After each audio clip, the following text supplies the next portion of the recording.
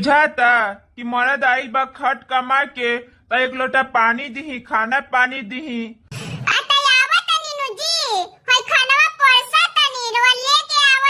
जाना तनी कि तू बड़ा फौहर बाड़ू, घर के पूरा काम करके रखेलू, खाना तैयार करके रखेलू।